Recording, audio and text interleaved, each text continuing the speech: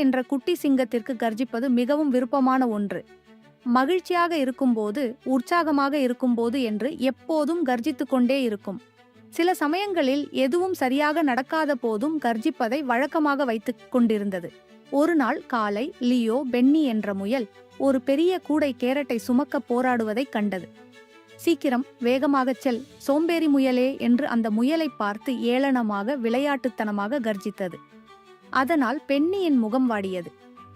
நான் என்னால் முடிந்தவரை முயற்சி செய்கிறேன் என்று அந்த முயல் கிசுகிசுத்து சோகமாக நடந்து சென்றது.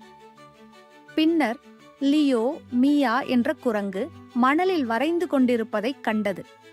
அந்த வரைபடத்தை பார்த்து லியோ, அது வேடிக்கையாக தெரிகிறது என்று சொல்லிச் சிரித்தது. அதனால் கோபமடைந்த மியா முகம் சுளித்து தனது படத்தை அழித்துவிட்டது. அன்று மதியம் லியோ மற்ற விலங்குகளுடன் விளையாட முயன்றது. ஆனால் அவை அனைத்தும் லியோவுடன் விளையாட விரும்பாமல் அமைதியாக தெரிந்தன.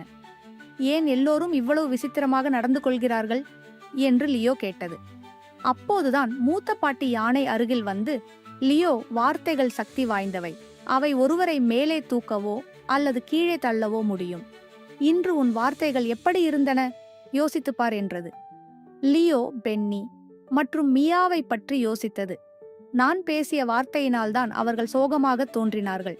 என் வார்த்தைகள் அவர்களை காயப்படுத்தியதா என தனக்குள்ளேயே கேட்டுக்கொண்டது. தான் செய்த தவறை சரி செய்ய தீர்மானித்த லியோ பென்னியை தேடிச் சென்றது. உன்னை காயப்படுத்தியதற்கு மன்னிக்கவும். அந்த பெரிய கூடையை சுமந்ததற்காக நீ உண்மையிலேயே வலிமையானவன். பென்னி ஆனந்தமாக நன்றி லியோ என்றது. அடுத்து லியோ மியாவை தேடிச் சென்று, உன் ஓவியம் அருமையாக இருந்தது.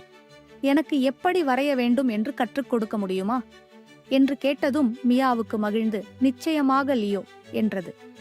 அன்று முதல் லியோ தனது நண்பர்களை உற்சாகப்படுத்தவும் உதவவும் ஊக்குவிக்கவும் தனது வார்த்தைகளை பயன்படுத்தியது.